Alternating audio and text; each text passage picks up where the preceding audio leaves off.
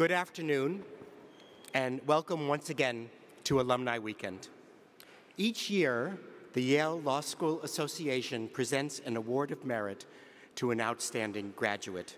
It is our way of recognizing extraordinary alumni who have made substantial contributions to public service and the legal profession. We are a tiny school, but we have exercised an outsized influence on the development of American law and public life. Our award of merit has gone to presidents like Gerald Ford and Bill Clinton. It has gone to senators like Jack Danforth, Arlen Specter, Gary Hart, Joseph Lieberman, and Paul Tsongas. It has gone to cabinet officials like Carla Hills, Herbert Brownell, Hillary Clinton, Edward Levy, Robert Rubin, and Cyrus Vance, governors like William Scranton, mayors like John Lindsay, and outstanding state judges like Margaret Marshall, Randall Shepard, and Drayton Neighbors. Today, we continue that tradition by honoring 3 alumni who, without any question, have contributed immensely to the substance of American law. Today, we honor 3 justices of the United States Supreme Court. The tale of each of these justices is a quintessentially American story, a story of upward mobility, of hard, relentless work, of staggering achievement, and of great inborn talent. In different ways, and in the name of different ideals, each of our honorees has already left an indelible mark on the shape of our common jurisprudence. For as far back as anyone in this room can remember, this school has been the site of passionate argument and disagreement. Our ambition has always been to nourish students in the pursuit of their own values. We strive to help young men and women become as thoughtful and as effective as they can possibly be as they work out for themselves how best to comprehend this large and complex world. Every year, our alumni graduate with widely different worldviews, and that is good. If we have done our job right, however, our graduates will share one thing. They will appreciate the value of reason, of dialogue, of open and productive conversation. They will listen to those with whom they disagree, and they will learn from them. Commitment to these values is a precious resource in today's world, where rancor and disrespect threaten to tear apart the shared fabric of our public life. Without the virtues of respect and mutual engagement, virtues that lie at the heart of the education Yale has always striven to provide, I fear for our future as a nation. The Supreme Court of the United States has always been at the heart of implacable controversy. I cannot begin to imagine the maelstrom of pressure that must engulf every justice. It exhausts me simply to think about the courage and back-breaking effort it must take every day to stand up for the vision in which one believes and yet to remain open to the arguments of those with whom one disagrees. In no institution, therefore, are the values of a Yale education more important, more salient than the Supreme Court. And so it is a real pleasure to welcome back to Yale these 3 justices, each of whom, in their own distinct way, has displayed the fortitude and virtuosity necessary to succeed in the highly pressurized chamber of the court. It is a real pleasure to welcome them back to a space that is safe for dialogue and discussion and that is oriented toward bringing out the best that is in each of us in the hope that we will discover there in ourselves shared values and aspirations. Each of the justices we honor today graduated from Yale in the 1970s. The biography of each justice is in the program before you, and so in the interest of time and of allowing you to hear directly from them, I shall not now repeat those biographies. In fact, I will be very brief. I shall say only that in coming to Yale as students, each of these 3 justices enriched our community in ways that foreshadowed how they would later enrich the entire country in their roles as justices of the Supreme Court. I'm going to introduce the justices in order of seniority. The first to graduate from Yale in 1974 was Justice Clarence Thomas. Justice Thomas had been born into racial segregation and poverty. The house in which he spent his earliest years had no running water and only a single electric light. When he was 7, he was sent to live with his grandfather, Myers Anderson, whom Thomas would later describe as the greatest man he had ever known. Myers stressed the importance of education so that young Clarence could one day hold down a coat and tie job. Even though he now wears robes rather than coats and ties, I'm guessing that his grandfather would still be proud. Justice Thomas's resources as a student at Yale were so limited that when his son Jamal was born here, he could not afford a place for his child to sleep. So Dean Jim Thomas, who is here today celebrating his 50th reunion and who had the good sense to admit each of these 3 justices, lent Clarence Thomas his own family crib. Despite the difficulties of his background, Justice Thomas arrived at Yale ready to make his mark. Even before classes began, he secured a job with New Haven legal assistants. Frank Cochran, the office's managing attorney at the time, remembers Thomas as a quick learner, very well organized, and the kind of person that you were able to trust to do the work well. Thomas brought the same attitude to his studies, eager to balance his community engagement with immersion in the study of law. Thomas obtained special permission to carry more than the maximum number of credits, and he subjected himself to a rigorous curriculum of corporate law, bankruptcy, and commercial transactions. He made a habit of staying at the library until it closed at 1 in the morning. It was clear from the beginning, Guido Calabrese recalls, just how really smart he was. Thomas's acuity and diligence were equaled by an easy sociability that led to enduring relationships with students and faculty. He soon became close with the pioneering tax scholar Boris Bitker and the civil rights professor Tom Emerson, and with Quentin Johnstone, a Yale institution who sadly passed away earlier this year. Around the end of his first spring, Thomas lost his wallet, and he had it returned to him by a fellow classmate named John Bolton. The two became fast friends. Their discussions of politics even made Thomas hesitate before casting a ballot for George McGovern in 1972. Justice Thomas's voting preferences may have changed since then, but his ability to relate to others has not. There are many Yale Law students who, after graduation, go on to clerk at the Supreme Court, and to a person, they praise Justice Thomas as a human being.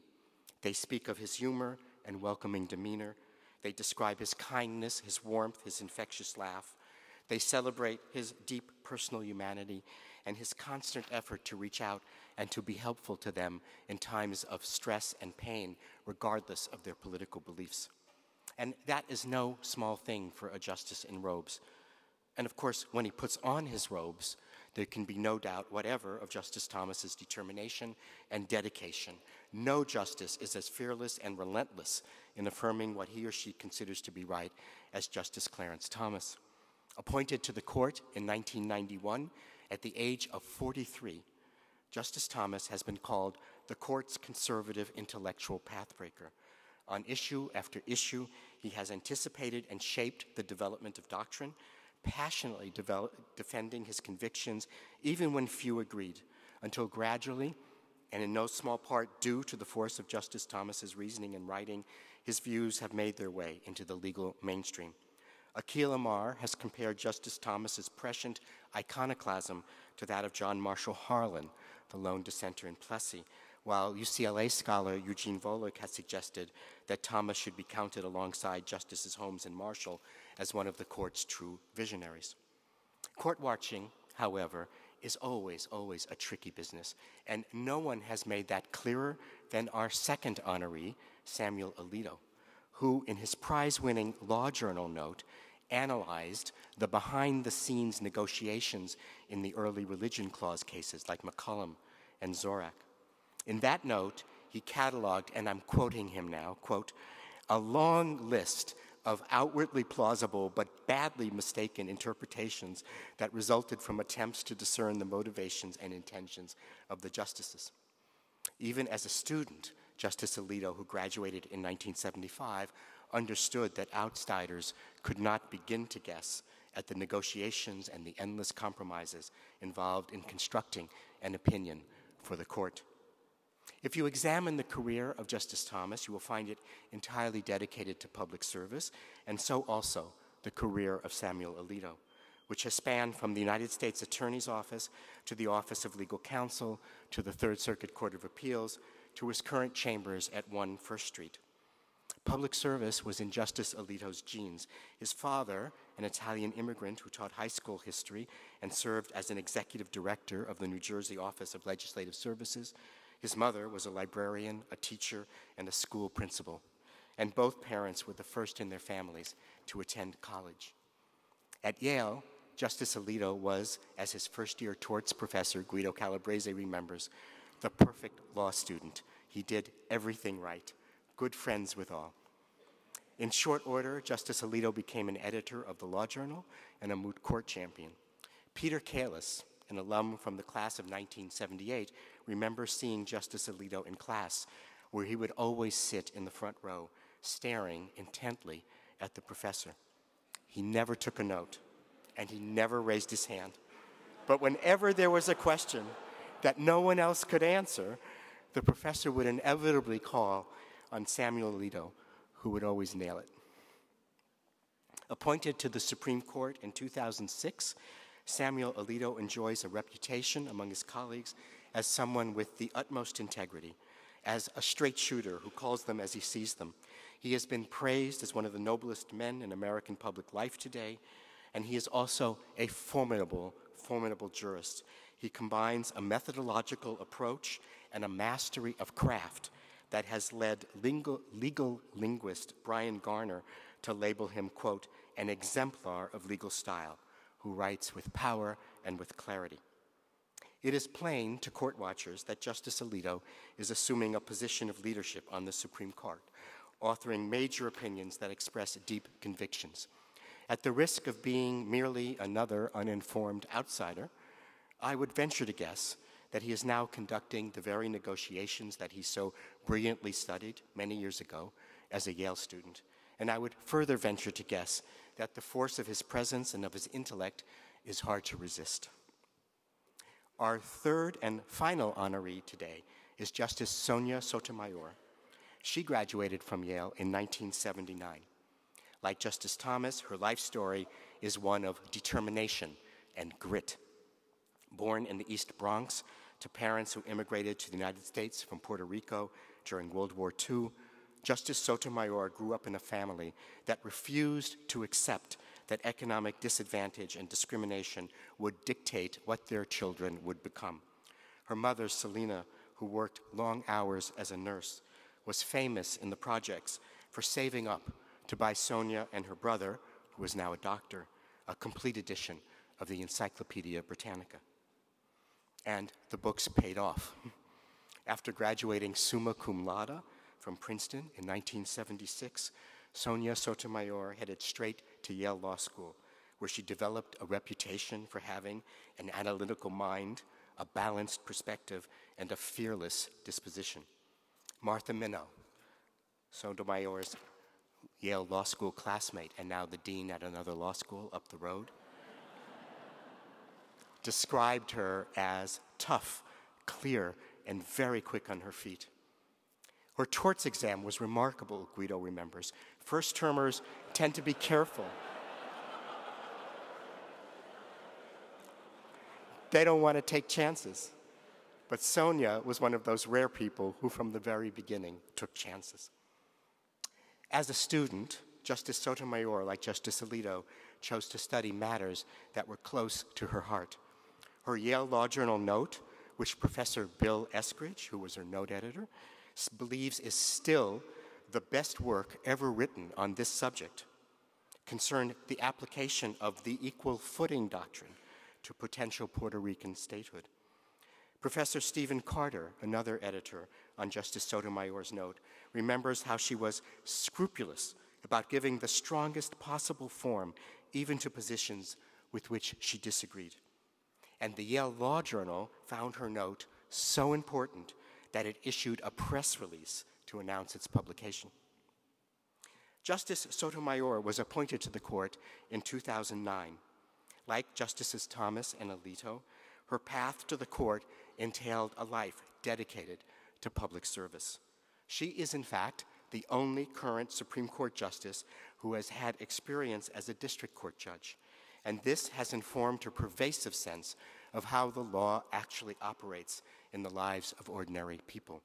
Rachel Barkow, a prominent criminal law scholar, has written that Sotomayor's experience has, and I'm quoting now, given the court a perspective on criminal justice that it has been lacking, one that is fully informed by how things work on the ground and how real people interact with criminal justice policies in the vast majority of cases in the system. What has been said about Justice Sotomayor's criminal jurisprudence can also be said about her jurisprudence generally. Justice Sotomayor has affirmed her commitment to realizing the rule of law in its fullest sense, driven by her belief that society is best served by, and I'm quoting now, a shared acceptance of the law's judgment. The idea that the law must be legitimate to all Americans is a noble and an essential ideal. And anyone who has followed Justice Sotomayor's work on the court knows that she has pursued it with eloquence and tenacity. So, my fellow alums, we have on the stage today 3 remarkable graduates of this school, 3 graduates who have answered the call to public service and achievement and who have already made an unmistakable mark on the substance of American law. Each of you has been an inspiration to the young students that we teach, each in your own way, and for giving them faith in the value of law, in the profession of law, and in the possibilities of law.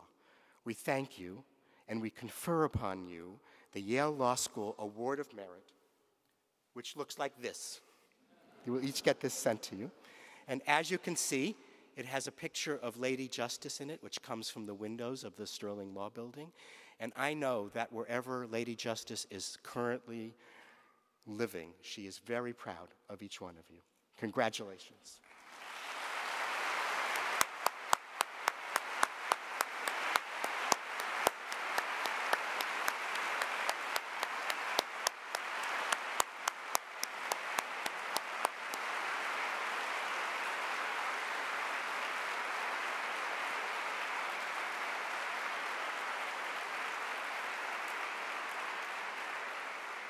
So now we turn to the highlight of the afternoon, which is a conversation between Justices Thomas, Alito, and Sotomayor, and our own Kate Stith, the Lafayette S. Foster Professor of Law. Professor Stith's career in academia and public service includes stints as an assistant U.S. attorney in the Southern District of New York, as a staff economist at the Council of Economic Advisors, and as a special assistant to the Assistant Attorney General in the Criminal Division at DOJ. It also includes more than 25 years as a professor at this law school, where she has written incisively and taught passionately about constitutional law, and criminal procedure. When this school sought an interim dean after the departure of Dean Harold Coe, it naturally and spontaneously and unanimously turned to Kate. So I very much look forward to the conversation that Kate will lead with our three larger-than-life honorees.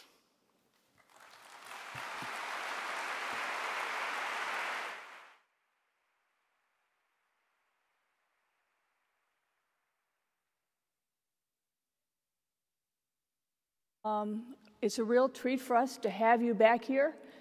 Clarence and Sonia, we decided to go informal. They're here celebrating their reunions. And Sam, you're going to be able to see Judge Garth later on. He's moved up to Branford. So we hope your whole weekend goes wonderful, and we're very excited that we have less than an hour and a half, but some time to get to know you better. My questions are going to proceed in 3 parts. First, we want to learn about your lives off the bench, then about your careers before you joined the Supreme Court, and finally, some questions about your work on the court.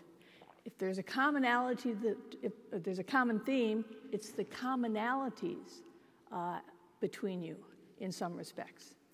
So Robert spoke of your backgrounds, and we surely all took note that none of you came from a family of lawyers.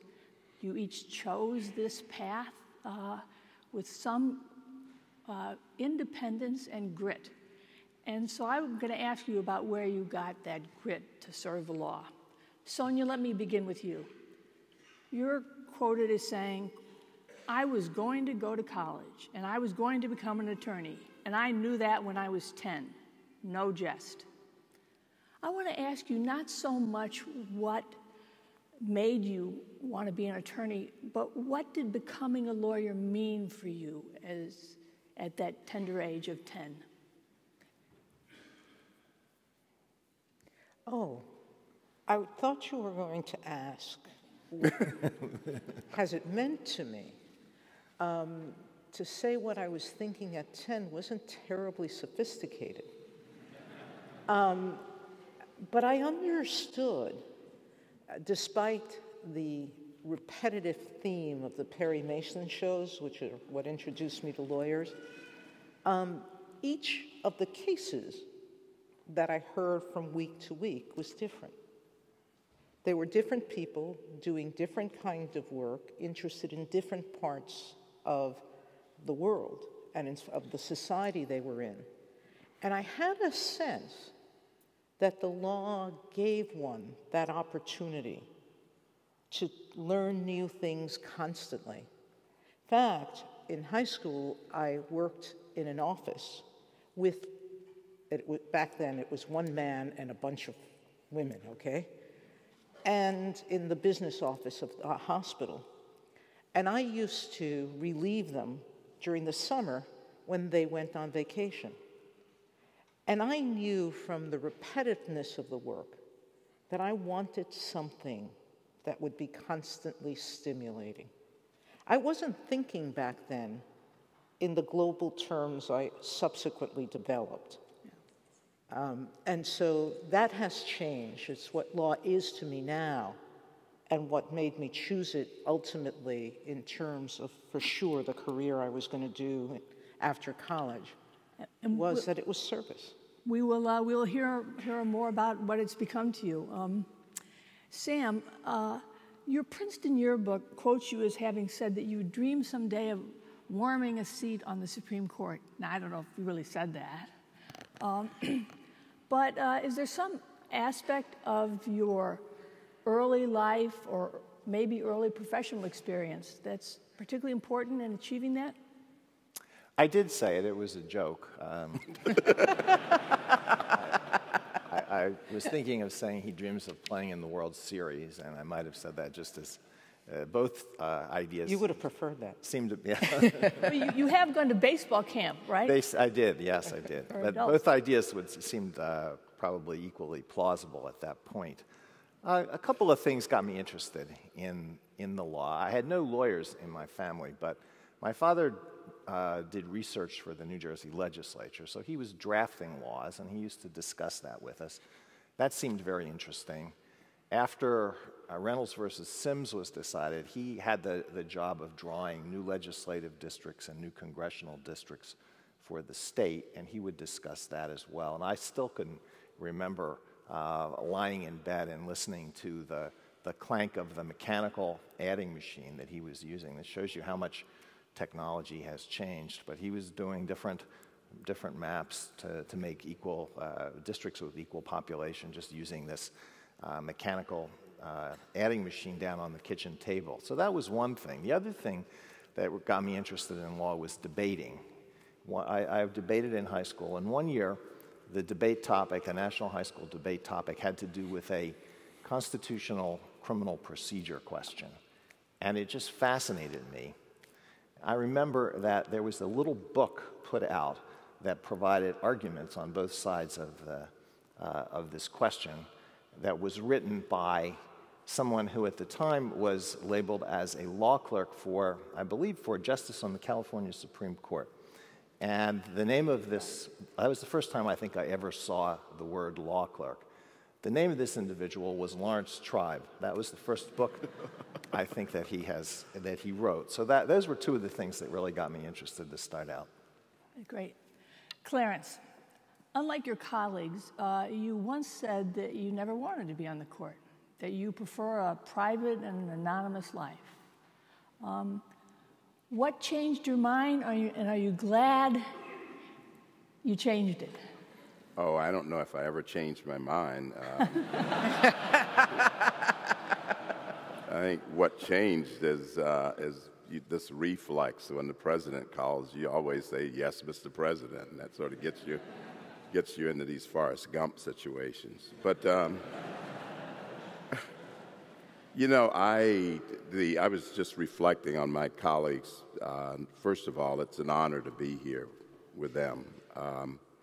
It's a bit overwhelming, I have to be honest with you, and it's a particular honor to be here with my wife, Virginia, who's totally my best friend in the world. This is certainly far more special than at the time what I thought my graduation was. I did not think about being a lawyer. I thought about being a priest. That was my dream. When you're an altar boy, the next step is to determine whether you have a vocation and then go on at that time to the minor seminary. And that was a major change in my life in 1964. And you went to seminary for a year? I went to seminary for 4 years. 4 years. Including my first year of college. And then the late 1960s happened. And a lot of things happened in the summer of 1968, including loss of vocation and loss of faith. And then you start thinking, what do I do? Where do I look? How do I help? And that's when the idea, I reflected back on people like Atticus Finch was the only lawyer I knew anything about in To Kill a Mockingbird. I knew about Max from Native Son. And so these were the things that played out in your mind in the 1960s. And those of us who were there in the late 1960s cannot say we were thinking straight about a whole lot of things. Even if we were not using illegal substances. It was a different time. And what I wound up with was working in the community. That was a common theme for all of us. So I wound up at New Haven Legal Assistance, but the whole effort was to come here and go back to Savannah. And Yale was actually quite good because very naively, I think you said, Sonia, that your thinking at 10 was unsophisticated. Well, my thinking at 20 was unsophisticated. And I think Yale took me up when I think in my application, and I'm just paraphrasing, I said that I was quite taken by the law, and I was excited to learn about it. And that has actually continued. I mean, someone who read that actually believed me. And it must have sounded particularly naive, but it was true, and it's still true today. And what has changed is that I think I'm 66, I'm not 20 anymore, I'm not 21, and I feel as strongly about it after all the experiences, and more idealistic perhaps now than I did than I was back then. Thank you. Yeah. Let me continue with this line of questioning. So the same question to each of the three of you. What personality trait do you think has been the greatest impediment to your success? Or if you prefer, you can tell us about a trait that you found helpful, and you can decline to answer. We'll start with you, Clarence. I finally figured out I'm pretty much an introvert. And that turned out to be one of the traits that was enormously helpful. For working that out, I thank my law clerks and Susan Cain for pointing out, at least in her book, Quiet, the traits that you have. I think that's been very helpful to me because I've been able to sort things out that were very, very difficult quietly. The other thing, I think, for me over the years, and whether I was teaching myself algebra, typing, or working alone, it was persistence. I'm very comfortable with doing things over and over until I learn them. I mean, even here, I found law school enormously elusive. And going over, reading the tax revenues and the tax regulations over and over till it made sense. I think it only made sense when I threw the volumes out. But I think persistence. I also think respect for others' opinions. I think it's been very helpful to me. But as far as something that gets in the way, I really can't think of that many things. I try to work with others in a way that it is cost-free for them to disagree with me.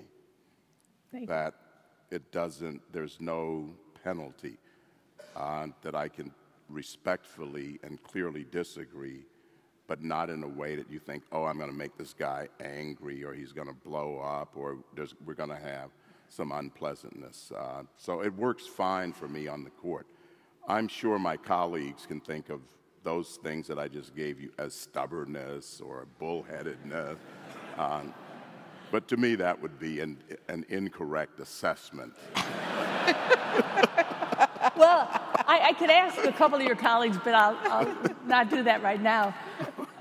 Sonia. I think to be successful generally, and probably each of us will say, he used the word persistent, I use the word stubborn. Yeah. They're flip sides of the both things. You just don't want to give up, and so you don't. I do think you have to respect people, and you have to like them. But in direct answer to your question, I have a trait that's been enormously helpful and enormously harmful at the same time. I have an incredible power of concentration. When I am involved in something, whether it's reading, and I have described this before in my office, people would stand outside my door to talk because I would never hear them. Once I was working, I shut everything out. That could be very helpful for absorbing information and thinking about it when you're not distracted. Harmful is that's what happens to me when I'm on the bench. And I'm involved in an argument and I become sort of oblivious to the world around me. And I'm just trained in on the person who I'm engaged with. And I'm seeking an answer, and so to some it seems that I'm being combative when I'm really just searching for an answer. And that has held me in bad stead. Interesting. And I think that it sometimes still does. And I try, and I'm trying harder as each year passes to correct some of that. But I hope, because I have to soothe myself, that we all can see the good in ourselves and admit some of the bad, too.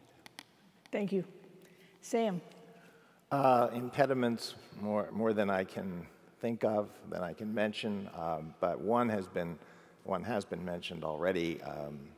Probably would have been better if I said a bit more at various times. You mentioned that I'm going to see Judge Garth, for whom I clerked. His joke is that I said two things to him during the course of the year that I spent with him: hello, Judge, on the first day, and goodbye, Judge, on the day when I left. I don't think that's exactly accurate. Traits that have served me well.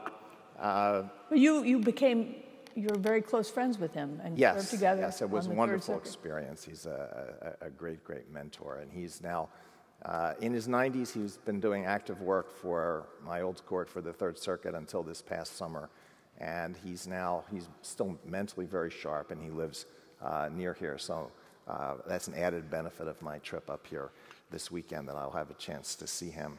Traits that have served me well.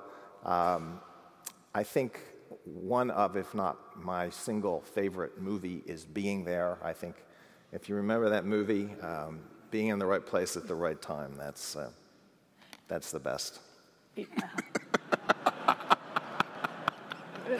I tell my students that about clerkships. Sometimes it's just being there at the right time.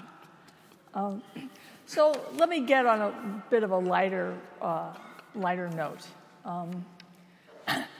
Beyond sharing a passion for the law, each of you is also a passionate sports fan.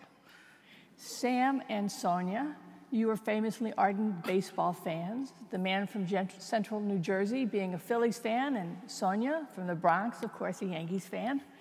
And I thought I might have another commonality, but Clarence, I can't, have you ever gone to a baseball game? You know? You are, however, I understand, with your wife, Ginny, a devoted fan of the Nebraska Huskers. Ginny's from Nebraska. Is that why you're a Huskers fan? Yes. I really, really like my wife a lot, and I'm unabashed about it. And I really liked her mother, and her mother really liked me. So my advice to people who get married: look out for the mother-in-law. But they were big Nebraska fans, and I also like the fact that the players graduate.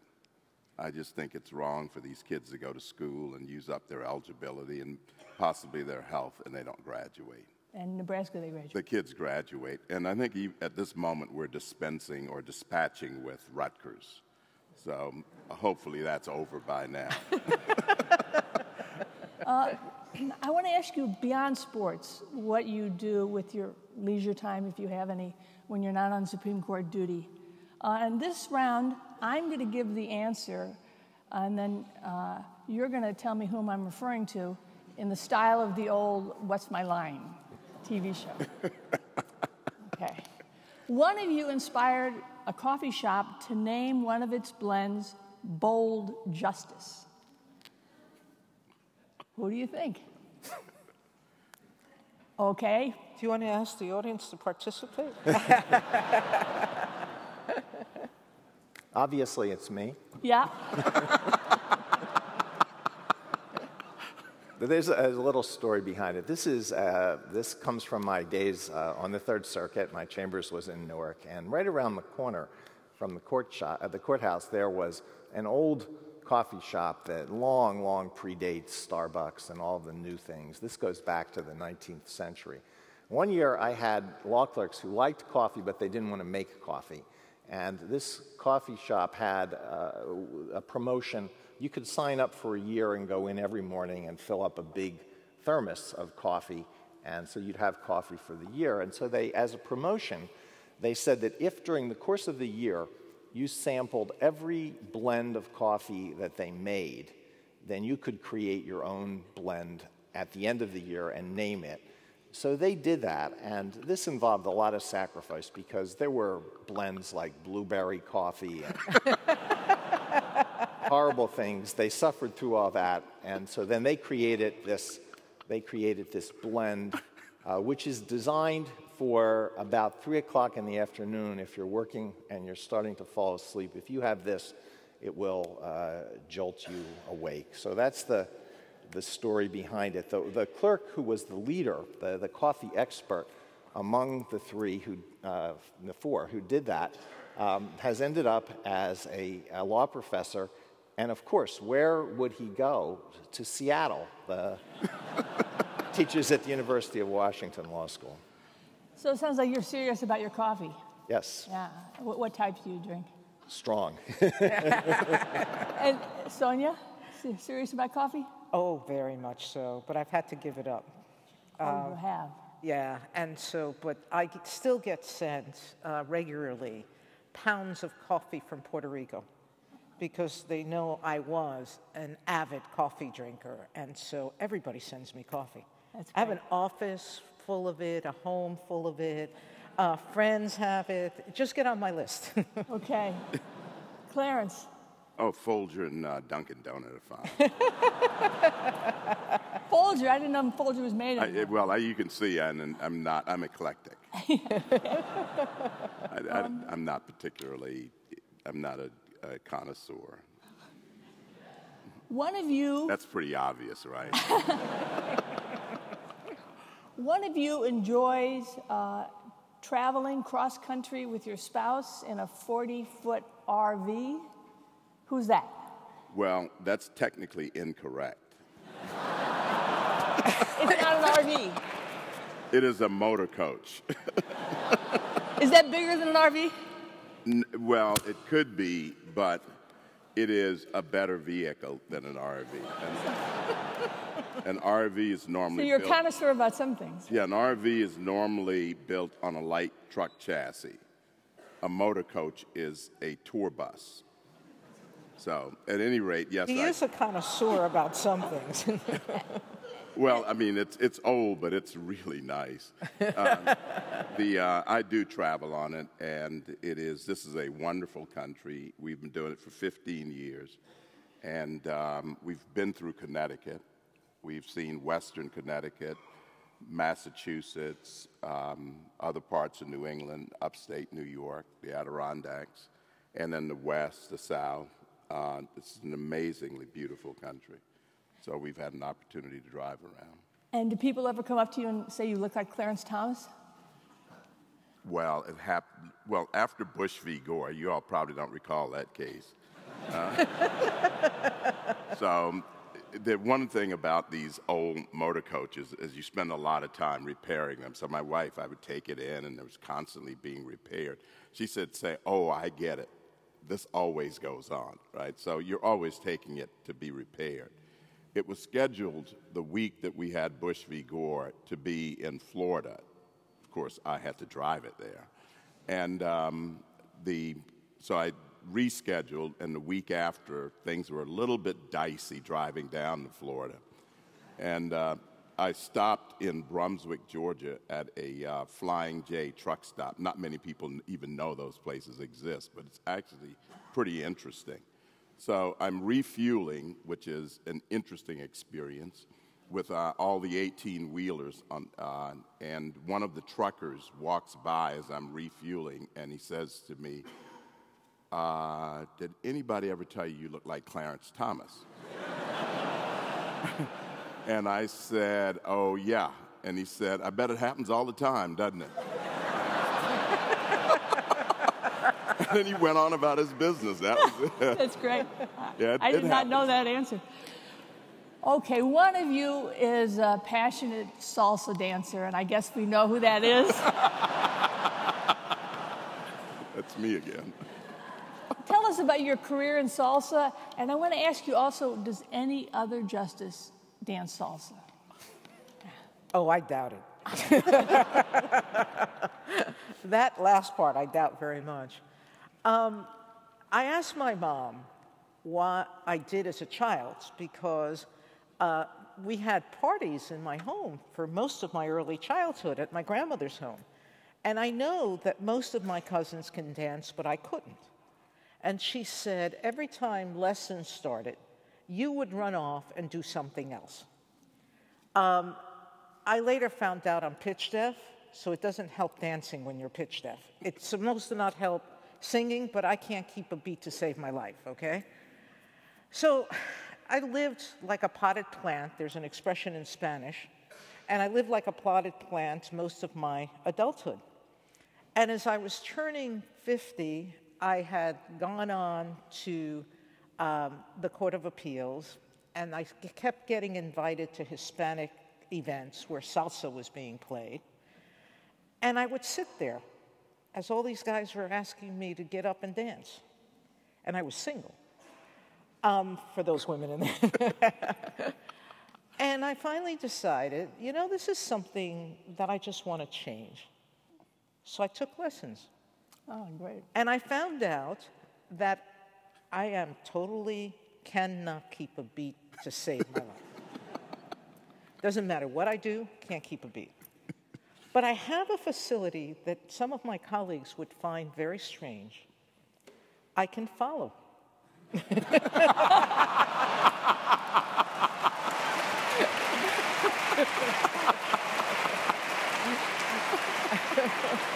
That's great.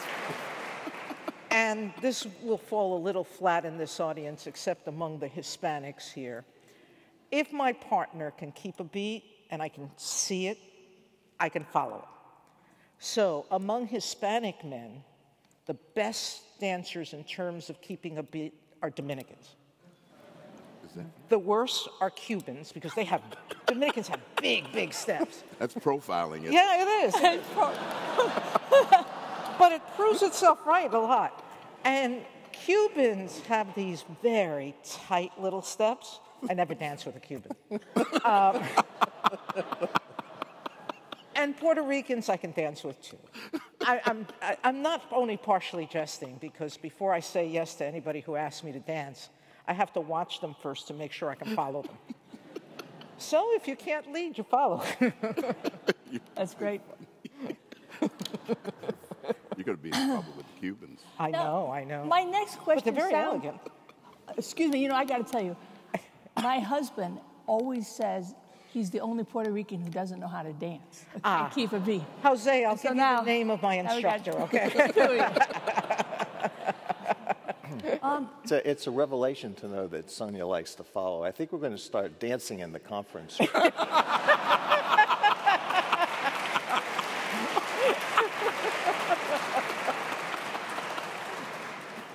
Well, now you know. No.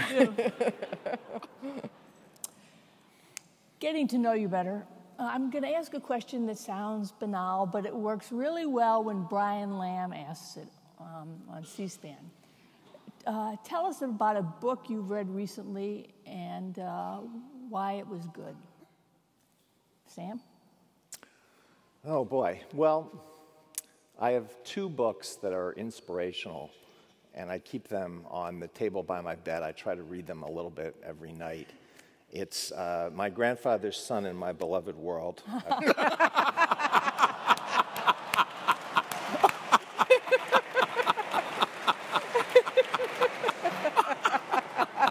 Quick thinking.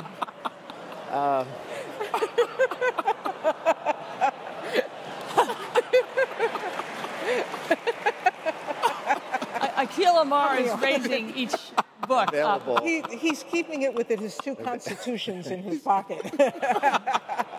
Right. It's a hard question to answer. I try to read other things other than the law over the summer.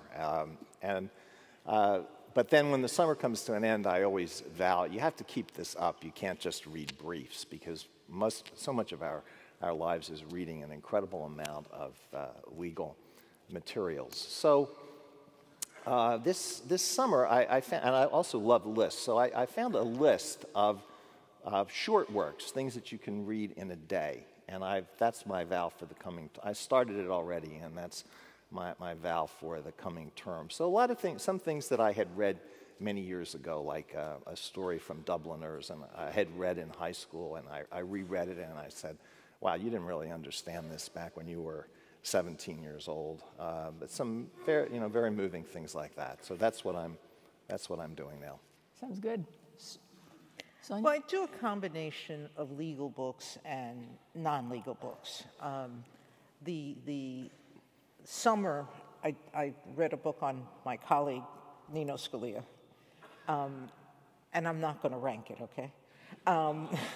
He didn't write it, so it's about him, okay? And I also read Justice Stevens' books on the amendments he would propose if he had the power.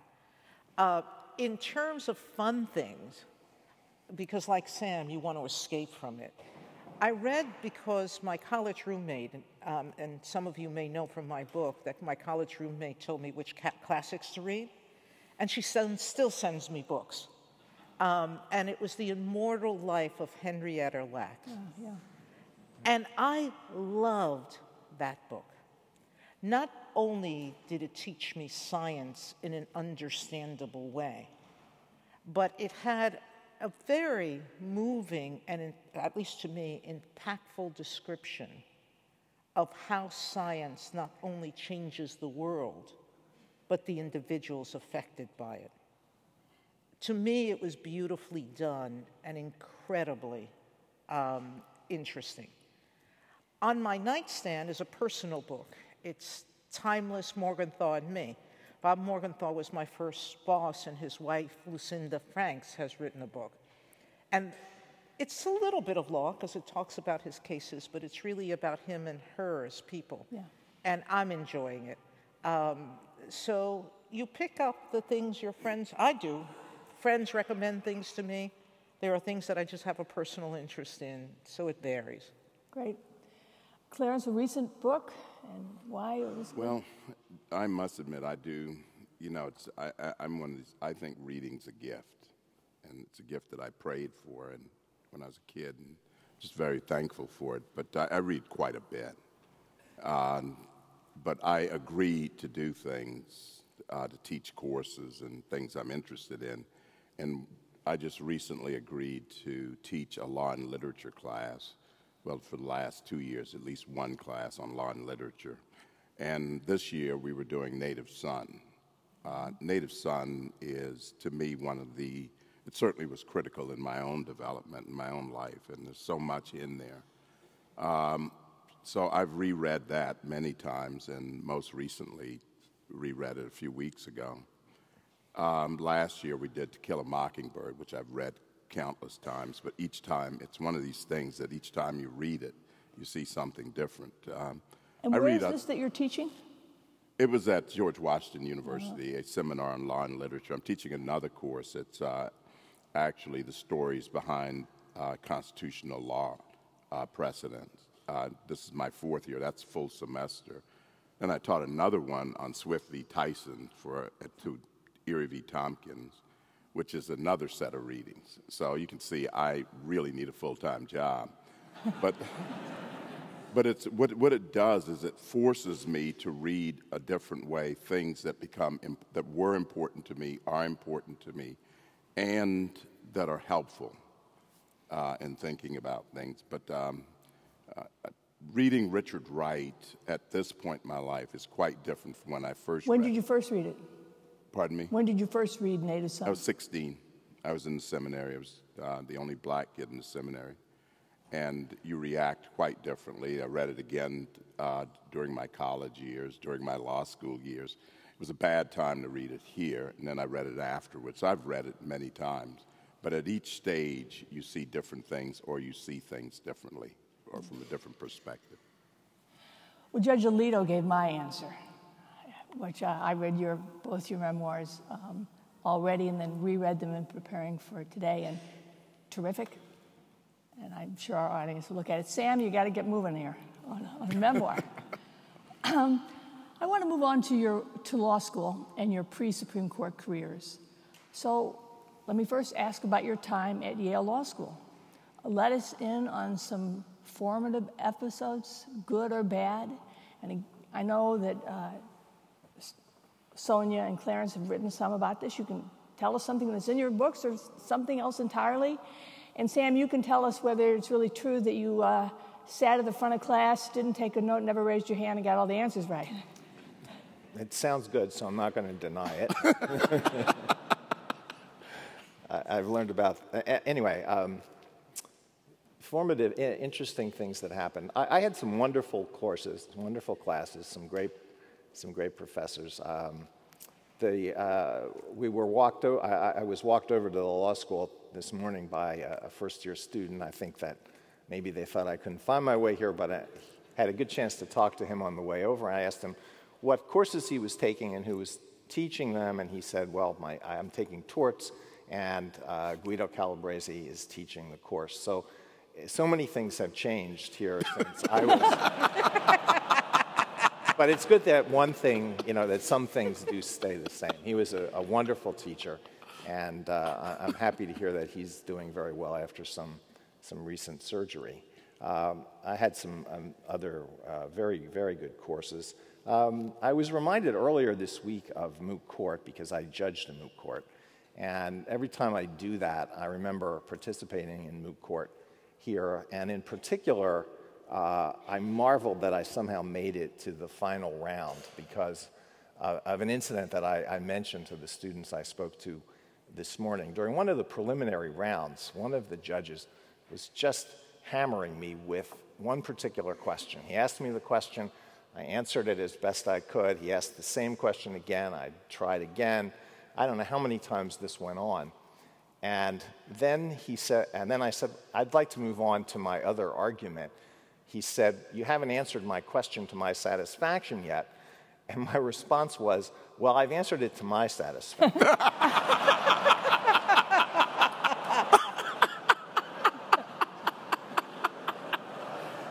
This is an incredibly open-minded person who let me move on to the next round after that. That's great. Sam, I never knew that about you. Go to you, Clarence. Oh, I think of law school as a blur. There were some good people who were very, very good to me. You mentioned Dean Post, mentioned Dean James Thomas, who's very good to me. I consumed a lot of his time. There are professors here, Boris Bitker, Quentin Johnstone, Marvin Charlesteen, Harry Wellington. They were all very, very good to me and spent time with me. Boris Bitker, what a gentleman. Joe Bishop spent time with me when I took a couple of his courses. I just found it stimulating. I also I had a group of friends, back then you were required, I think, to eat at least one meal at the law school or something. So there was a group of us who met in the mornings, Levita Coleman, and mostly kids who lived in the dorm. And we would just meet at breakfast. I thought that was one of the delightful times. I would never miss that. I think it was at 8 o'clock or something.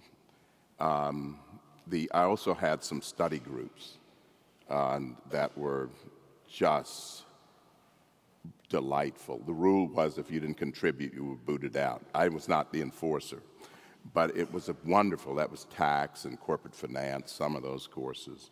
So I found those interesting, but I must admit that I did not get as much out of the law school as I should have.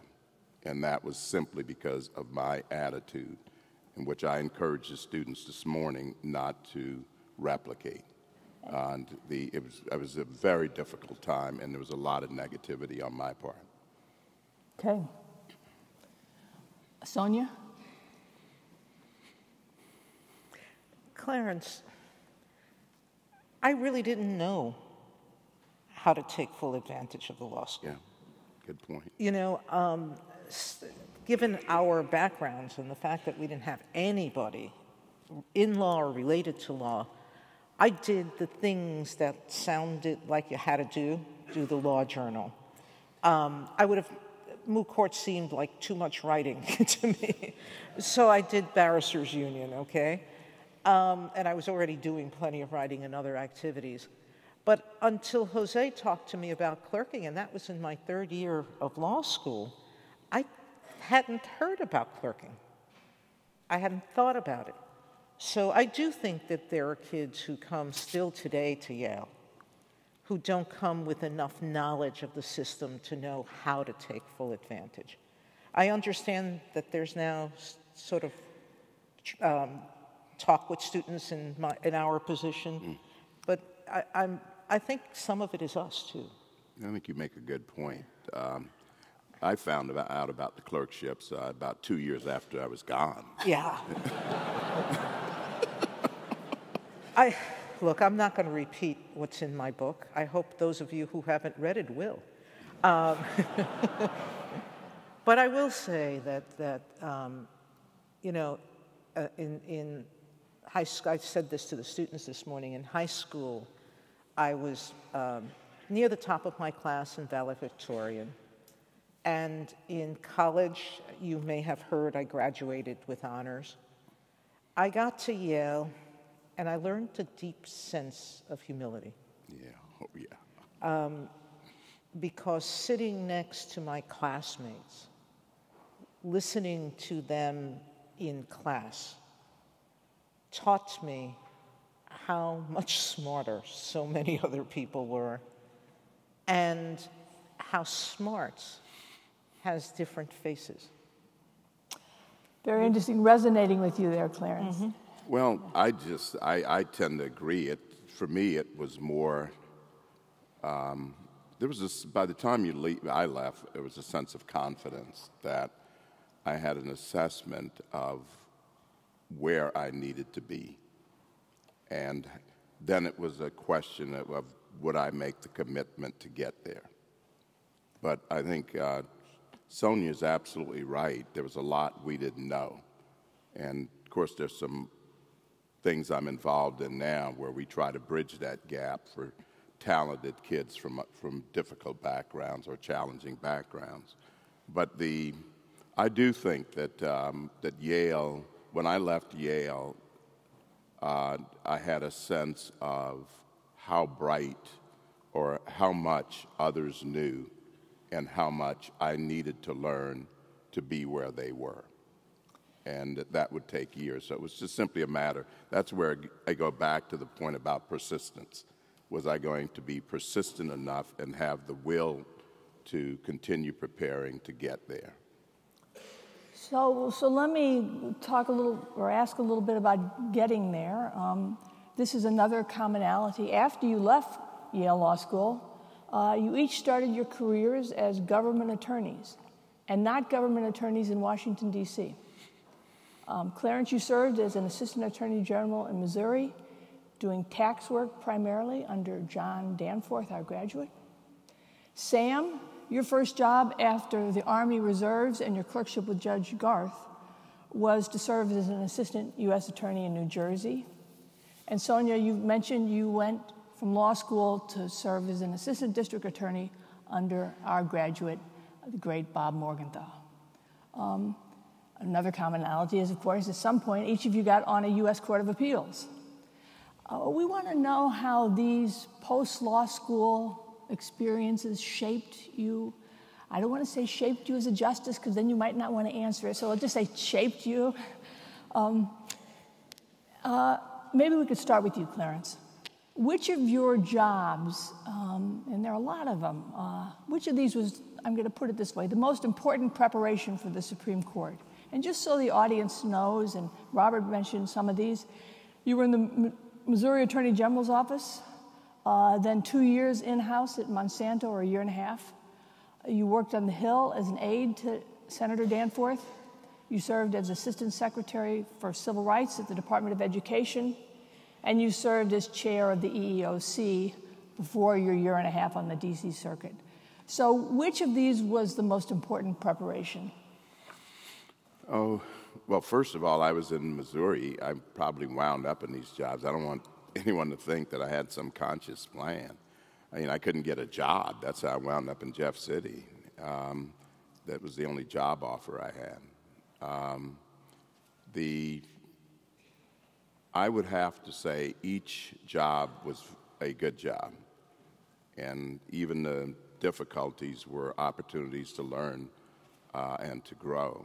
And that's the way I looked at them. And not all of them were the most gratifying or fulfilling jobs, but I've not had a bad job. The job in Jeff City was the best job I've ever had.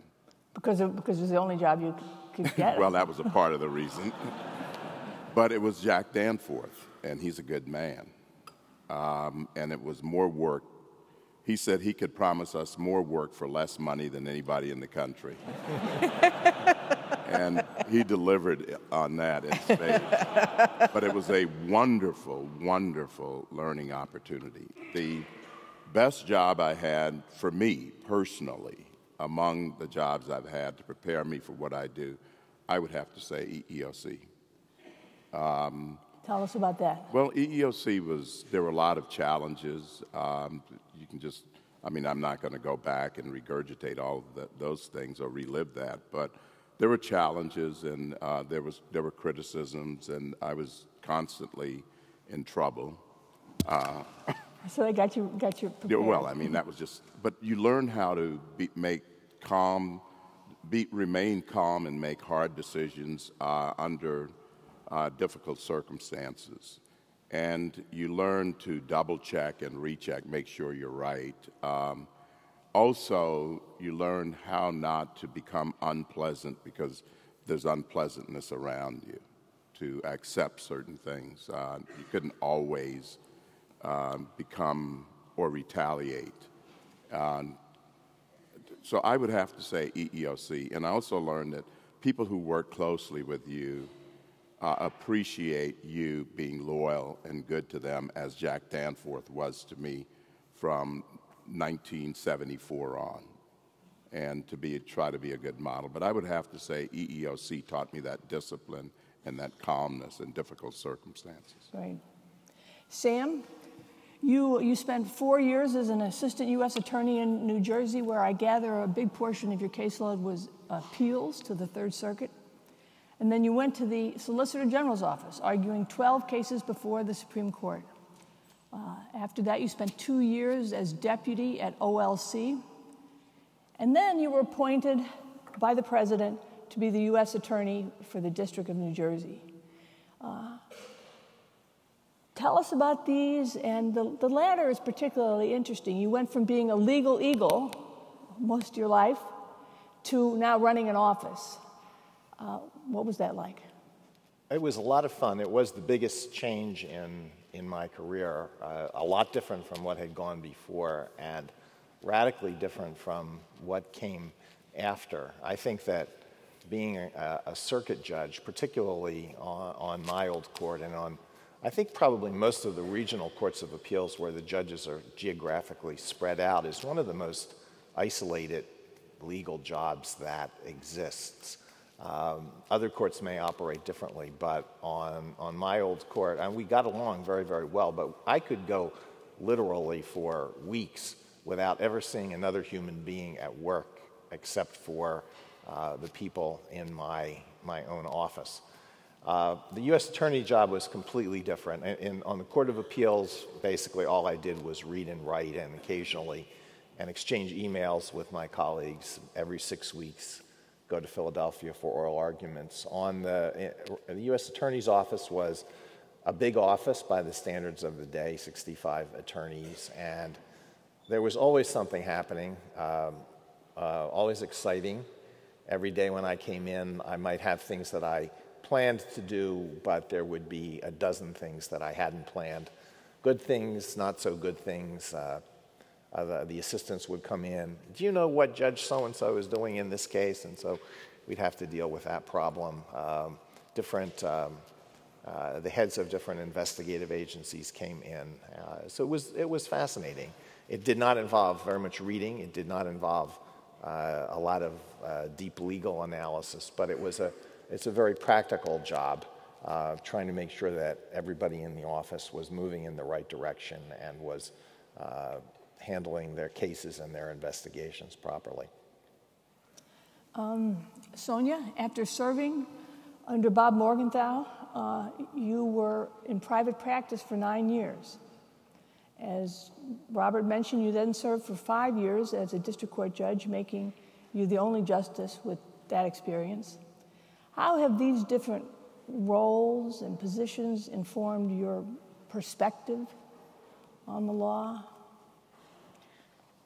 I had a thought, even from law school, that you knew the profession was moving towards specialization and at some point that I would have to pick an area. But even in law school, I spent time learning about different fields that I thought made a more well-rounded lawyer. And so even though I was specializing in international law at law school a little bit, hence my note, I took corporations, I took contracts too, I took evidence, I took taxation, I took estates and trust. All of the subjects that I thought made a well-rounded attorney. And when I got to the DA's office, and there was some frustration there. A state court is very different than a federal. State prosecution is very different than state prosecution. Resources are scarce.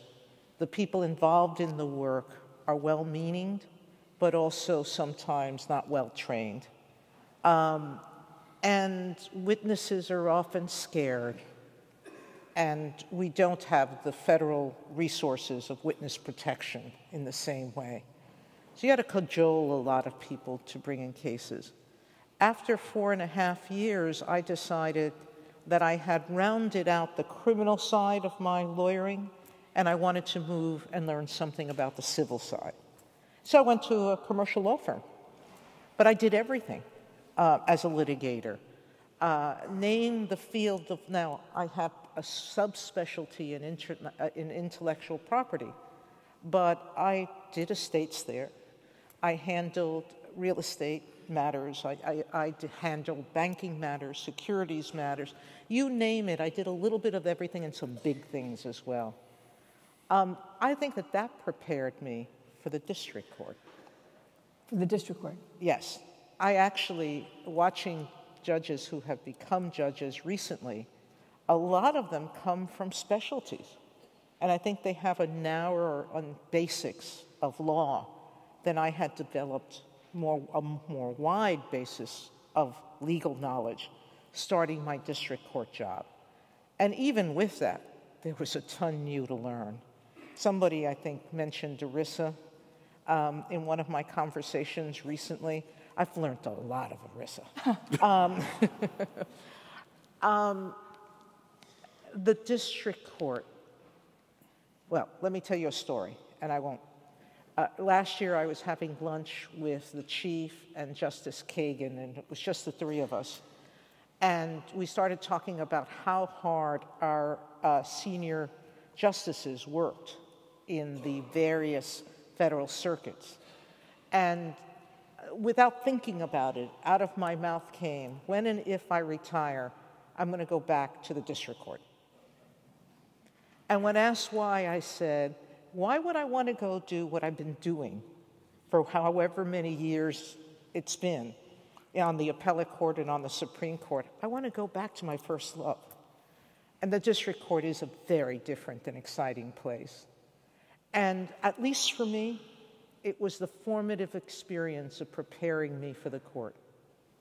Because I still look at cases a lot like district courts do. District court judges. I look at the facts, and I try to apply the facts to law. And my colleagues look at the law. Yeah. And that's all sometimes they're looking at. And so it's a very different perspective, and one that I will never disavow because I think it has value. And so for me, my greatest time was on the district court in terms of preparing me for the Supreme Court. And Sam, how about being U.S. attorney or arguing cases in the Supreme Court? Which of those two things do you think you took the most from now sitting as a justice? Arguing is much more closely related, obviously, to what I'm doing. So that had a greater effect. But I treasured the experience of being U.S. attorney. That's also very much district court. So we sort of moved on to your service on the Supreme Court. And one initial question, what surprised each of you most when you got to the court? Sam, you must have been pretty familiar with it, but did anything surprise you? Mundane or important? Well, as far as mundane matters, we are we're more formal in the way we operate internally than I was used to on the Court of Appeals. The work that we do is not that much different. 2/3 of our cases come from the federal courts of appeals, but we're more formal in the way we operate. Our oral arguments are more formal on the Court of Appeals. There was rarely anybody present besides the lawyers who were arguing the cases, and so if the time expired and any judge had more questions, more time would be given, or if the lawyers hadn't covered everything, more time would be given. You really can't do that when you have 9 on the bench and you have the kind of schedule that we have. We're very, our internal operations are very old-fashioned. We still send around, we don't communicate with each other at all by email. All my communications with my colleagues on the Third Circuit were by email. On the Supreme Court, it's all done by hard copy. We still have spittoons by our seats on the bench. Now, Sam, let me ask you that. So you said being on this Court of Appeals, a regional Court of Appeals, at least one that's got many states, is isolating or isolated. Now you're all in the same building. I thought you were going to say our communications are by telephone or by face-to-face. But you said they're by written communication. The communications about cases are almost always written, except when we're in conference and we're talking there. But there are some, and there's nothing wrong with it, communications that are oral. But if you have comments about someone's opinion, a draft opinion, the standard procedure is to write a letter and circulate it to everybody on the court. We are together a lot more. So for me, it's a much less isolated job. We're in the same city, we're in the same building. We're together many more days, the days when we have arguments, the days when we have conferences. We have lunch together very frequently, so we see each other a lot more than I did on my old court. Clarence? Oh, I can't say I was surprised. I had no idea what I got myself into. It was very formal. I liked formality. I don't like a lot of the informal stuff. Your old boss, Byron White, he would send around a memo. Clarence, dear Clarence, I don't agree with the thing you said. Cheers, Byron. Every letter was cheers, Byron. I like the formality of it. It's a little disconcerting because we're all in the same building and we don't see each other that much, except when we're sitting or we have conference. I usually come in, I go to my chambers, I work, and I go back to the basement, get in my car, and go home. I use email, but when I first got to the court, there was not internal email. So I don't think we have gotten there yet, but I think in time we will start communicating by internal email. I was in charge in those days of the automation, so we have all that now. We have all the track changes, and we could do a lot of things on the computer on a document together, but we don't do it. I do it with my law clerks, but as between each other, I think people prefer hard copies and things like that. But I work paperless, almost exclusively paperless, intra-chambers. And we could do it. I think at some point we'll do it in the court. The thing that surprised me, though, is just how warm everybody was when I got there. I was pleasantly surprised by that. I was pleasantly surprised by how engaged everyone was. For example, I would walk from an argument with John Stevens, who is a delightful man and a brilliant man. And he would just, you could start talking about cases that you had earlier in the week, or you were working on an opinion, and he was fully engaged. Justice O'Connor, same thing. It was a wonderful environment, and I just thought it was an environment where people weren't raising their voices, but they were actually thinking that they were of the view, it appeared to me, that the work was more important than they were, and that our job was to turn out the best product that we could. That's the court that I came to, and that's the way I think the court is now. I was very pleasantly surprised at how much work it took. I came on the court, I was 40 years younger than Justice Blackmun at the time, and I said, well, you know, he's doing this in his 80s, so it can't be all that hard. Well, at the end of my first term, he was cruising along, and I had fallen along the way, you know. But I think you learn, as your boss used to tell me, Clarence, you got to get a system. And you have to learn how to do this job systematically. But, I have to say the number one thing for me was just how warm and respectful and dignified the people were with whom I worked, whether they agreed with you or didn't. That was my biggest surprise. Sonia? I was surprised by all of this as well. Yeah. But for me, the tradition had one positive thing. which had taught me that the court as an institution was much more important than I was as an individual justice. And that is really a very important lesson, I think, for justices to learn and to live by. And so sometimes the tradition, though, is sometimes it's a little silly. At lunch, we have to sit in our why have I forgotten our previous justice's chair. Yeah.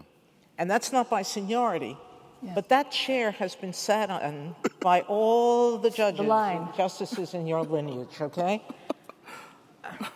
And when someone moves, you see a lot of eyebrows raised, okay? Why are you sitting there? Yeah, why are you sitting there, I'm sorry, I've fallen prey to that. What are you doing here, Sandra? It can be overwhelming at times, the tradition. I think that there's two reasons why the justices don't use technology so much. One is tradition, but the other is that some of them don't know how. Oh, then there's that. Yeah, there's that. Now, the almost 90-year-old justice, when I came to the court, Justice Stevens, actually did use emails. Yeah. But his, you could send him something and he would respond. Yeah. But it was very short. So I knew he wasn't a great typist, okay? But colleagues who you might be otherwise surprised don't. I think the most computer savvy justice is you, Clarence. Oh, I don't. I think so. Well, actually, in his defense, Justice Stevens was my ally in automating the agency. I think that's because he actually was a very, very productive man. And people used to make fun of him when he went to Florida, but we dreaded when he went to Florida because he would start churning all this stuff out. And he was always on his computer, but we want him just come back. You're like 80% as productive as you are in Florida. But I just thought he was a wonderful ally. In fact, when there was some consternation early on about automation, he was one of the people I could count on to always help me convince my colleagues to move in that direction. Now, I will say something, a different view of the isolation that both of you talk about. I've chosen to be on the second floor, and I'm the only justice that's up there. And I recognize it's a problem because I'm separated from my colleagues. And those steps down are, sometimes they seem a bigger barrier than they should. And so I don't just decide, as I've done before when I was in other courts and my colleagues were nearby, to just walk by and plop myself down to say hello. And I keep telling myself I have to do it, and I don't. But we have colleagues who do that. And I think it's just part of it. Steve Breyer. And a couple of others. Yeah. And we do have some colleagues who like doing it and doing it. I think it's personality. I really do think it's, what we're most comfortable with as individuals. Yeah. With respect to the question, Kate, that you asked, I've often said, I fell prey to what I think the public does in reading our opinions. You read our opinion, you agreed with one side or another, and you think to yourself, now this was perfectly clear. This wasn't that hard to figure out. And then what you don't see is how difficult almost every case before us is. Yeah. It doesn't come to us unless there's a circuit split. And if there's circuit split, it's because some could argue this point, but the reality is that I think most of our Court of Appeals judges are reasonable people. And they're giving their best effort at giving an answer.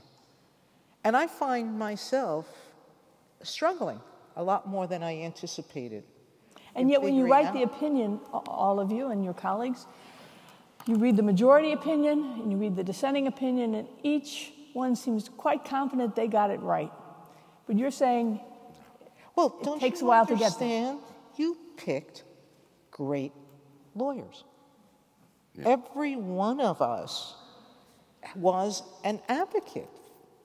Every one of us can pitch the best argument on either side that you could raise. Now, once we've come to our conclusion, the purpose of opinion is to persuade. And you're going to do an opinion that you hope persuades, even though you may be experiencing some initial doubt about the answer. I think that for me, that part of it was very much a surprise. Very interesting. Sam, you have anything to add to this? No, maybe what makes a case hard? Or well, what Sonia said about the difficulty of the cases is absolutely correct. Most of them are cases where there's a conflict. By definition, those are cases with respect to which there are two reasonable positions that you can take. I keep in mind the fact that the last opinion of mine from the Third Circuit that went to the Supreme Court, which was an opinion for the en banc court, was reversed by the Supreme Court 9-0. And I am still absolutely sure that I was correct. The issue was whether a woman was ineligible for Social Security disability insurance benefits because she could do the last job that she previously had. This woman's last job was as an elevator operator. So I said rather simple-mindedly that the ability to do your last job really shouldn't count if that job doesn't exist anymore anywhere in the real world. But the Supreme Court, in its great wisdom, said it doesn't matter whether the job exists anymore. So I do keep that in mind. He's still a good lawyer. It still bothers you, huh? No, Clarence, I've gotten over it. Remember it very well. Well, speaking of your colleagues, there's something ironic here. Yale Law School is, of course, supreme when it comes to populating law school faculties. And that's one fact. Another fact is that 4 of your colleagues were, at an earlier point in their careers, full-time law professors. Breyer, Ginsburg, Kagan, and Scalia, those justices. So by that measure, this is the most academic court of all time. Yet none of the former professors are Yaleys, none of you. So I'm getting to a question here. Are there too many former professors? Are there too many former appeals court judges? Not enough of something else? And anyone can take this on. Well, as far as academics is concerned, we're at a dangerous tipping point. They're almost in the majority. Who knows what they'll do to us when they have control. When they have control. What'd you say? Being a Court of Appeals judge is the perfect preparation for the Supreme Court. No question about it. It's helpful. I don't know whether that kind of, being a former Court of Appeals judge, being an academic, having held an elected position, I don't know whether that kind of diversity of experience is critically important.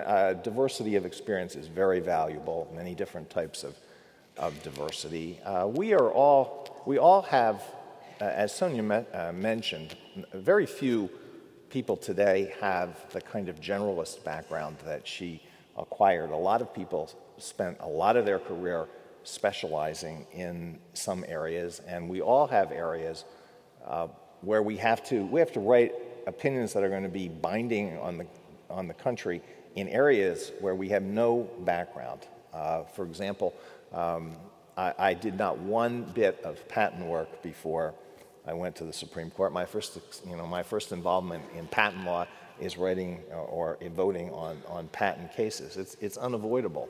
That's going to be true for all of us. So it is valuable for us to have certainly that kind of diversity as far as fields of specialization and knowledge. Anybody else care to comment on the observation of the court's makeup? And Well, I don't think it... Justice Thomas, you've served on different courts. It changed. Well, I served about 2 weeks on the Court of Appeals, but... No, I mean on different Supreme Courts, if you think about new people coming You know, on. I have great respect and for, you know, I think the work that our judges do. I mean, I think that they allow us, the earlier question about confidence in the opinions, I don't think we can write, woe is me, oh, I'm having a hard time with this, I'm crossing the Rubicon and all that sort of stuff, you know. You have to write the opinion, and you write it as best and as clearly as you can. But sometimes I think we write it in a way that belies the insecurities we might have about, or the uncertainties in the argument. And I think we have to be open in the next cases to re-examine that. That's something that I try to do in chambers, go back and make sure, rethink old opinions. But as far as the makeup of the court, I don't feel that I'm in a position to say who is better qualified. Our colleagues who are academics are from the academic world. I mean, who would we replace? I like them all. And I think they're all fabulous. I mean, you don't have to agree with them to know. I mean, you don't have to agree with Justice Ginsburg to know she does fabulous work. And when you are in a sort of a disagreement with her, she's going to force you to do better work. So I think I like the court the way it is. I do think we should be concerned that all of us are, virtually all of us, are from 2 law schools. I'm sure that, you know, Harvard and Yale likes that, but I think we should be concerned about that to some extent because this is a big country. I also think we might want to think about the fact that we have such a strong northeastern orientation when the countries, there's a lot of country between here and the West Coast. And so, I mean, those are my peeves, but I couldn't say to you that somebody on the court who's been a colleague of mine should not have been there or shouldn't be there. They are wonderful people. I may have, surprising, the dissenting view.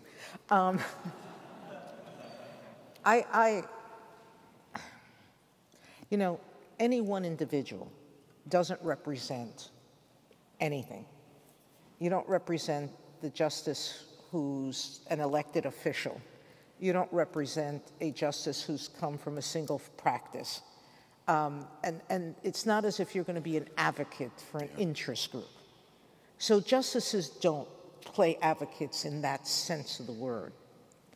But I do think that as you're evaluating the human condition, as you're talking about how you expect a reasonable person to respond, how you talk about what a reasonable police officer would or would not do, and all of these questions that we look at constantly, it is helpful to have people with life experiences that are varied, just because it enriches the conversation.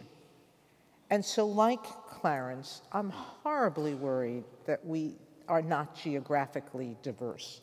And by the way, I didn't think the president was going to pick me because of that, but I'm surely happy that he ignored me, okay, and picked me anyway. Yeah. You know, it's hard to say who you would give up because nobody wants to say it should be them. But I do think geographic, I think religious. We all believe in God, but there are issues that come up in terms of reactions where having a different perspective may be useful. But I also think that we're missing things on the court. We're missing any justice, who has had criminal defense experience. Everybody has either been a U.S. attorney, a government attorney. We don't have a civil rights lawyer except Ruth, but we don't have one involved in general civil rights. She is gender, not general, although it doesn't mean she can't understand it. I think that's a type of practice that's different. Tony Kennedy did a little bit of solo practice, but his was a unique practice in California, and it was a product of his dad. He joined his father. We've got a lot of big firm lawyers, except for me, there's no mid-size or small single practitioner. I think you need diversity, not just of life background, but of legal experience background. We're being asked to decide questions involving not just ordinary people, but the profession. And so I for one, if I had the power, which I don't obviously, I would encourage the people who appoint justices or judges generally to look at that diversity. When senators asked me what I thought how they should pick nominees to the district and circuit courts, I would say, look at your bench and see what life experience or professional experience it's missing. And look for people who can bring and enrich the court with that. All of you have mentioned colleagueship and I gather friendships on the court. And of course, we don't witness your interactions, both formal and informal.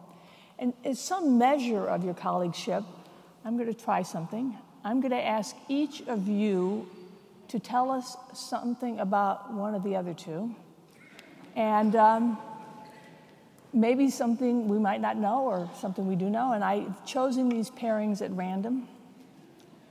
So, Sonia, tell us something about Clarence.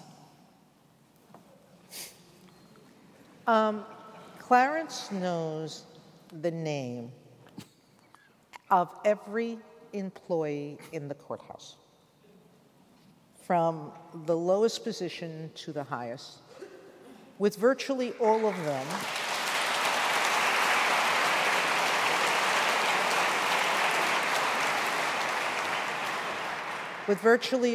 them he knows their families, their happinesses, and their tragedies.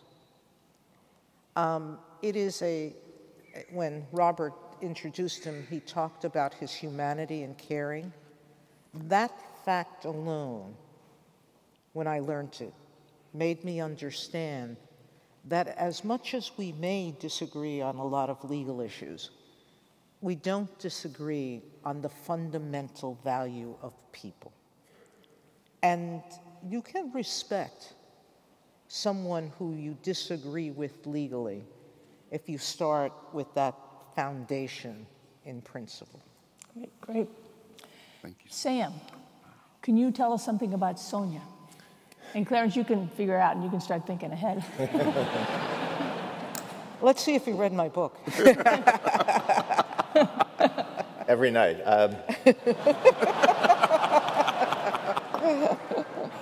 Well, I think I'm not going to tell you something that you don't already know, but these are traits that I admire. Sonia is very independent. She is very, very, very thorough in her preparation, not only on the merits cases, but on the hundreds of cert petitions that we discuss every term. She is very strong in her views, and she doesn't give up on the rest of us. Even when she sees that we're going off a majority is going off in the wrong direction, you might just kind of throw up your hands and say, well, what can I do? But she has hope. She has hope that she can convince us, and she makes good arguments, and sometimes she succeeds. Great. I've been called incessantly optimistic. Clarence. Oh, goodness, she never gives up.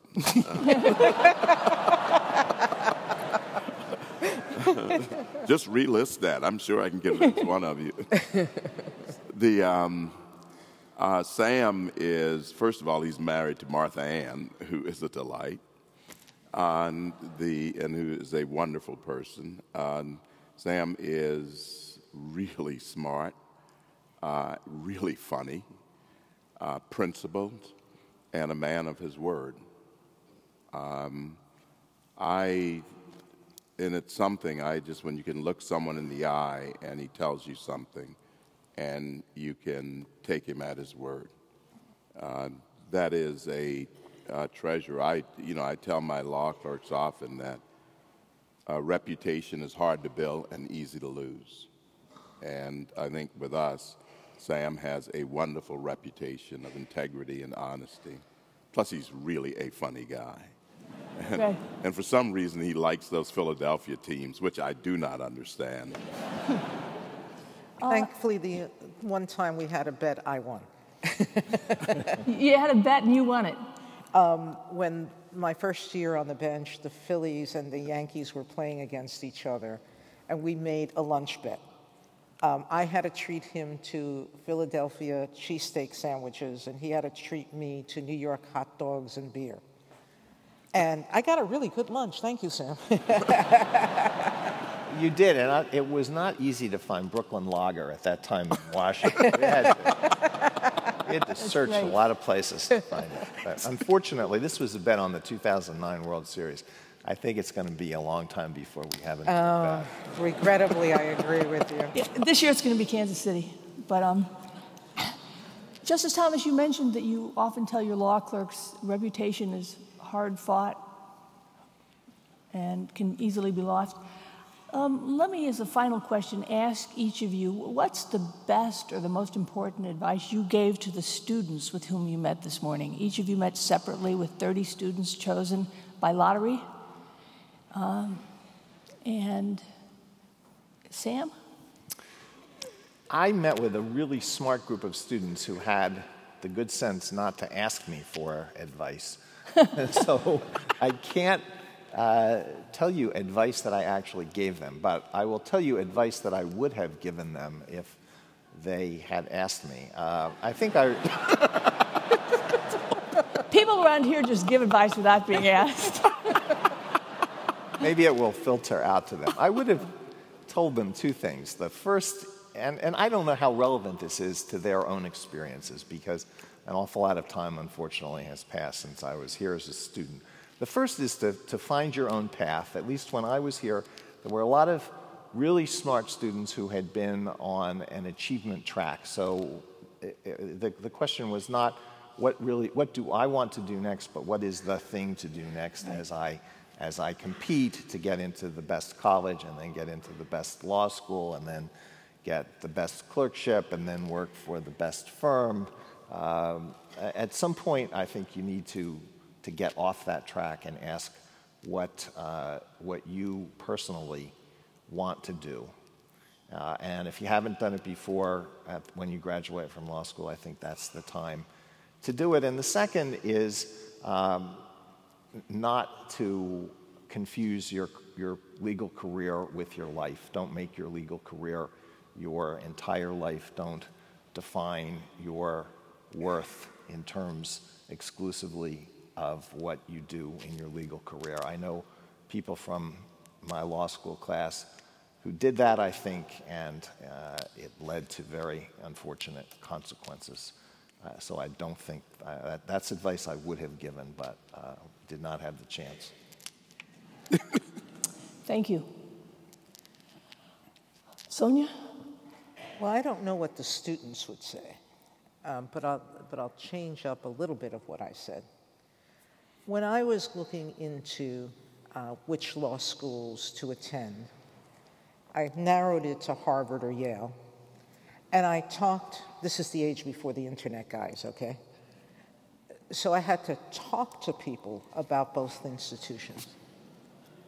And every Harvard graduate that I spoke to, Harvard Law School graduate, would say, the toughest years of my life, but I loved it. And every Yale alumni that I talked to would say, the best years of my life. And that difference in response is what convinced me to come to Yale. And I've subsequently, through the years, thought about why I said the same thing.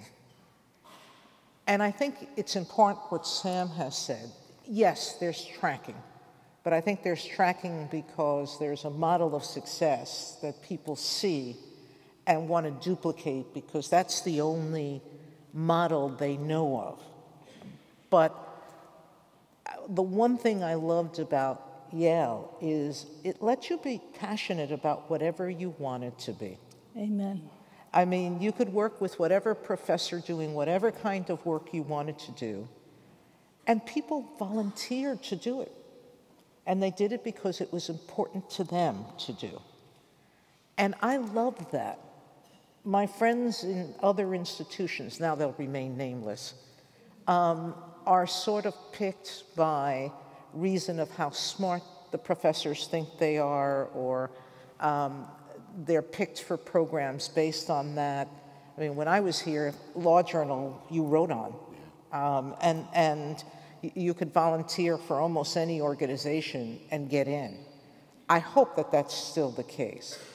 But my point basically is, I now echo Sam. I told the students, be happy here. I didn't finish my advice by saying, be happy by doing what makes you happy. Be passionate about what you're doing. And that is the value of what you're getting. Thank you. Clarence. Well, I guess I told him not to do what I did. I think and I think Sonia is right that there's a lot we didn't know. And I wish that I came here at a time where I could have been more positive, because there was so much here that I walked right by because I had closed my eyes and my heart to it. I credit Jack Danforth with a lot of opening my eyes to things. When I met him, again through Guido Calabrese, who did not teach me torts, I remember meeting him when he came on campus, and he was a young, tall attorney general with that spot in his hair.